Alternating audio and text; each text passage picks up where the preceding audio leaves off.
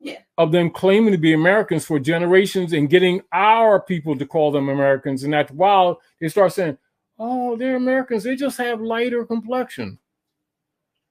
Duh. They don't realize when Hitler so-called fell, when we don't believe he did the way they think, these guys came over here. They didn't just come over here and start NASA. They came over here and did a whole lot of stuff that we think is American. Yeah. They started occupying this place. They changed names. Their names changed. Let's set up another fact. Am I correct? Yes, you're correct. Let's set up another fact for those, since you brought that up.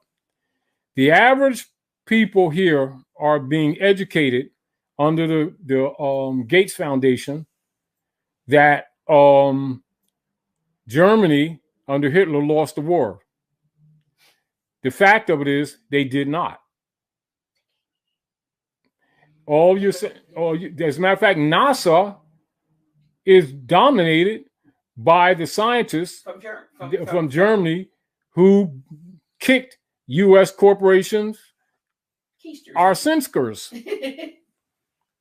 And the real deal of it is, this is why, as a matter of fact, the SS, or the Social Security platform, and all that stuff came from the SS.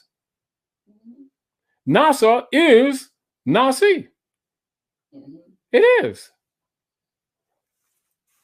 Now, it's not a condemnation, it's just a fact. That's why we read when you talk about the CIA, all the FCC, and NASA, all of them are foreign entities occupying the land. They're not constitutional. They're not constitutional creatures at all. But I mean, it's a known fact. Not by all, by some. It's a known. You know how like people know facts? Let's put it this way. How many people know the fact that Santa Claus is not real? How many people go in debt for sometimes years to support Santa Claus operations? How many people sacrifice things that their family needs to celebrate Santa Claus operations, and as a tradition doing it? Not that they should or shouldn't. I mean, we're not arguing about whether they should or shouldn't. We're talking about their dedicated mind into it. It is no different than people, and I'm saying that to say this. Do people know Santa Claus is not real? Fact. And this is back to what we were saying earlier. Upon any examination, any minor resource, the people know that the United States is a private corporation. They don't want to acknowledge it because they've been part of the fraud, promoting it against their own children and encouraging their children to be a part of it while their children continually being injured. And then calling the injury racism and prejudice, which is not only a fraud, it's severely irresponsible. It's almost like on another level of people being so busy being a fraud and not expecting for it to have a very damaging consequence. And when the chickens come home to roost, and we're suffering the consequences now, saying things like, the white man did this to us, and then even blame their own land. America did this. They not only not knowing, they're making dumb, ignorant, and invalid statements from an emotional perspective that actually pushes the guilt off of those who are responsible, and then allows them to hide behind their LLCs, which is the mask of corporate entity, and they call the person. You punch them and they're arguing with the corporation. And you know, the city of Wilmington sent me, city of Wilmington never sent you nothing. Can't breathe, can't think, can't move, can't act. Is some man or woman using that platform 90% of the times to rob you, not to support you, not to do anything good for you, to rob you. And that goes for all of these other entities. Now, that's the truth. And people don't want to take the responsibility to start looking at this and start recognize that they've been misclassified so that the unum sanctum doctrine of discovery operation can take place. Whereas the Aboriginal title would have been defense, and it is defense to block such activities. that have been how do you say, initiated since 1913 and has pretty much decimated our communities. And rather than take responsibility and tell the truth about what's really going on, they'll start talking about racism and prejudice and Black Lives Matter and start marching around the place. Fraud on top of fraud on top of fraud. And of course, the outcome is what? Is it beneficial? Is it progressive? It is totally destructive. Now, that's a fact. However, for those who are willing to use their divine mind and really have some desire to help the following generations, and while you're at it, help yourself too, start talking about Aboriginal titles and do all research concerning Aboriginal titles. You're going to be shocked what you learn, and you're going to be shocked to learn what your so-called Black leaders haven't been telling you. You think they love you and they want to help you. Maybe you can keep thinking it if you want to. However, the real problem we have is that while we're BSing around, we're getting to the point that we'll have no access to resources to counter any of this and will be totally expendable. Because from the political platform, they're already expendable. From the activity, the extinction operations and genocide operations has already been activated. However, to the point of no return is what our people should be concerned of. You know how they say when you sit down too long while they're beating your ass, and after a while you don't have the strength to fight back at all, and you have no option of recourse. Meaning that while divine allows you some breathing and some opportunity of recourse, it would be wise if you stop being passive and start learning something. I mean, real substance, not opinion, but facts about what's going on. And among other things, Aboriginal title should be on the subject of all melanated people's minds, i.e., copper-colored people who are the Americans. Distinguished from the Paleolith hybrid Europeans who have been operating on American soil for the last couple centuries under doctrine of discovery and the Spanish Inquisition operations. Now, that's a fact, not an opinion. Anything else? Let me say, let me see.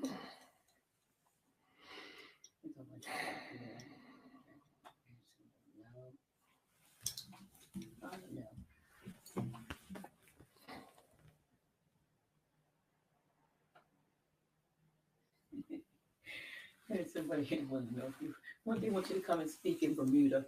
Huh? If you could go look on a boat, I know you're not going to fly. Bermuda.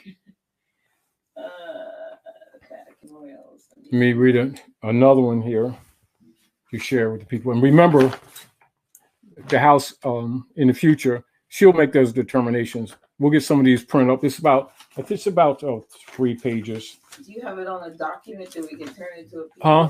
Is it on in a computer? Or? I have it on one of my computers. I have about 4 or 5 computers. I go on my old stuff. I'll find it. But basically, it's what is all natural public notice. All natural people and citizens should be aware of these facts. Know that the following are laws and issues applicable at North America via the United States. And they can take a screenshot of this if they can, and just for starters. You need to move it over and then hold it up a little bit right there. So I don't know if they can. It's not clear. I know, but you already know they could. We'll just start saying it to them. Matter of fact, we'll get this together and add this to the flash drive. Okay. You know what I mean? Yes. Add it to the flash drive. All right. Because it's very important. And let me see. No, this is again, and this is for those who have been affected or infected by persons and trolls who have been discouraging you in relationship to national venues for proper jurisprudence known as consular court. This would be a counter to those troll activities. Number 9, there have not been any lawful judges within the jurisdiction of the United States Corporation doing business at North America since 1789. There have just been arbitrators and administrators. Now that's a fact. Reference. FRC GE 281 US 461 Keller versus PE 2 that they don't infiltrate as an normal order of operations. Knowing how they operate, use your best mind, be honorable, and be active, be proactive.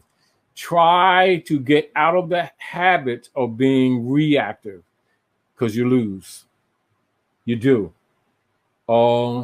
And, you know, I don't like to play the alarm game, but the people are in more trouble than they really even imagine that they are.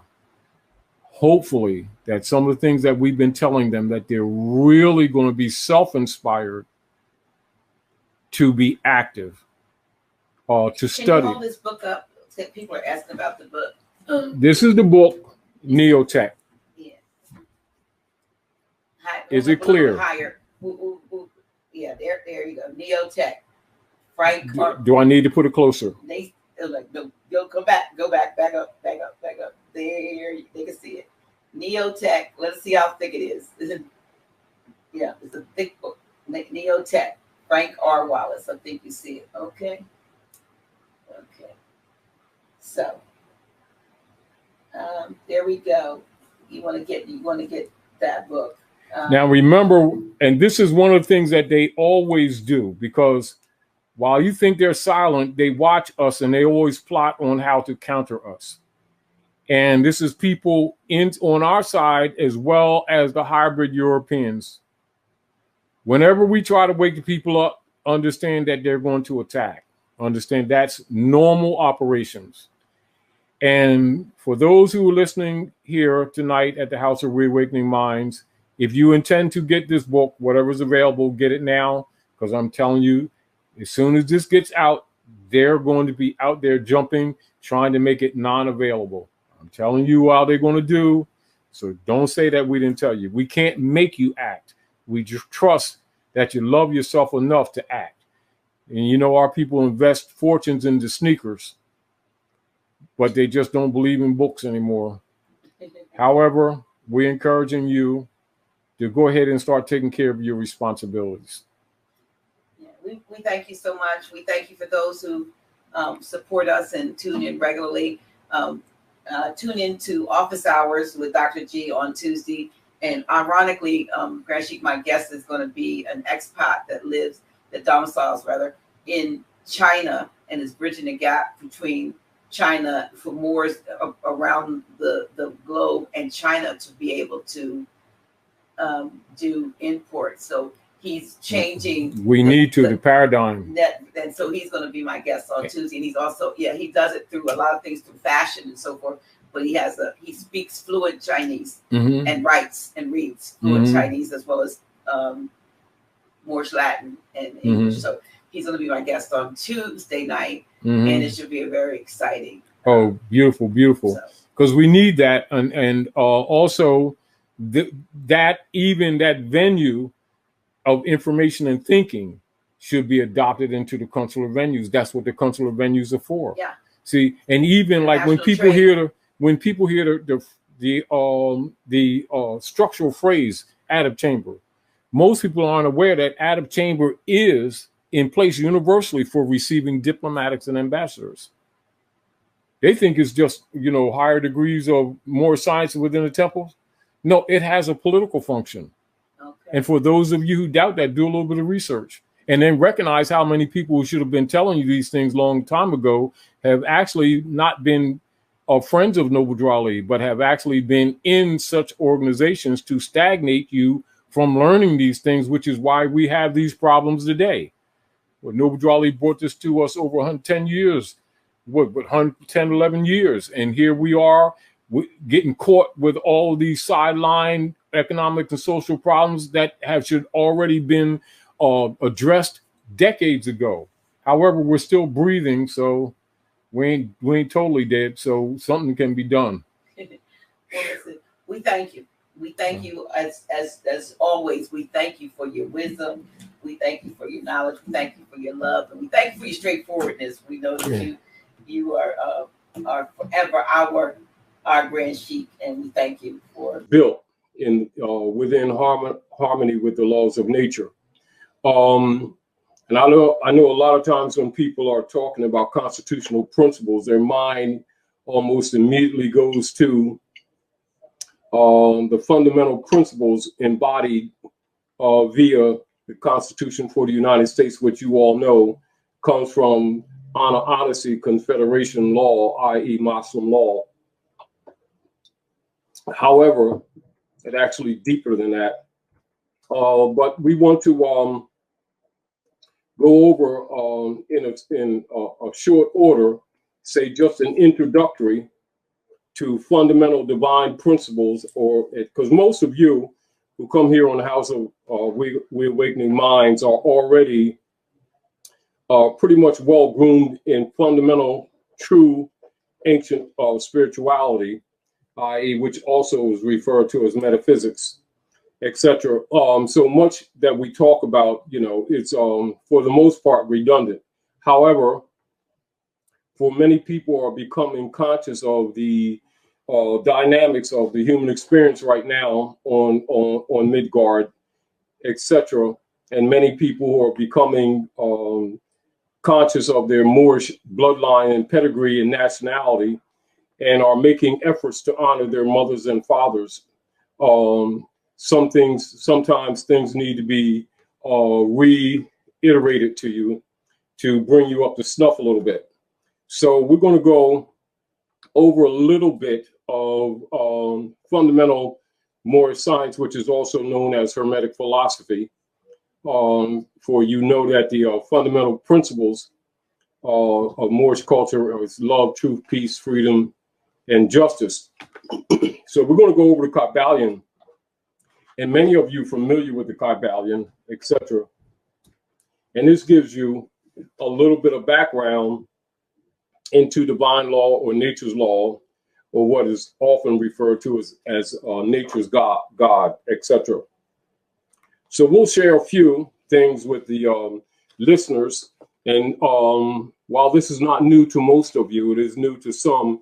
And so I feel it's necessary so that we can be pretty much in harmony with the conversation and not necessarily be talking past each other, because we want to be talking with each other, not past each other. So the 7 Hermetic principles. Now, the principles of truth are 7. And he who knows these understandingly possesses the magic key before whose touch all the doors of the temple fly open. And that's a general philosophy of ancient Hikupta, or what you refer to as ancient Egypt. And of course, from that foundation comes your world's derivative religions, etc. However, for the most part, the priesthood has not necessarily shared the fundamental principles with the people at large, but instead has entertained the practice of presenting only the anthropomorphic angle of teaching, the cosmological, hermetic laws, etc. And so most people approach their perspectives of spirituality or religion with what you call personified energies, as opposed to a knowledge of the workings of nature upon which, the laws of nature are built, etc.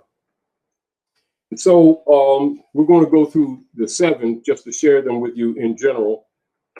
Now, the 7 Hermetic principles upon which the entire Hermetic philosophy is based are as follows. 1, the principle of mentalism. 2, the principle of correspondence. 3, the principle of vibration. 4, the principle of polarity. 5, the principle of rhythm. 6, the principle of cause and effect. 7, the principle of gender. Now, these 7 principles will be discussed and explained as we proceed with these lessons. And a short explanation of each, however, may be as well given at this point. So what we're going to do, we're just going to go over the fundamental, a rough introductory to the 7 principles so that we can look at our experiences from a more realistic and more harmonic basis with more attunement and attention to love and respect and for remedy as opposed to emotionalism or harsh feelings, etc. Now, the principle of mentalism. The all is mind. The universe is mental. This principle embodies the truth that all is mind. It explains that the all, which is the substantial reality underlying all the outward manifestations and appearances which we know under the terms of, quote unquote, the material universe, and the phenomena of life, matter, energy, and in short, all that is apparent to our material senses is spirit, which is in itself an unknowable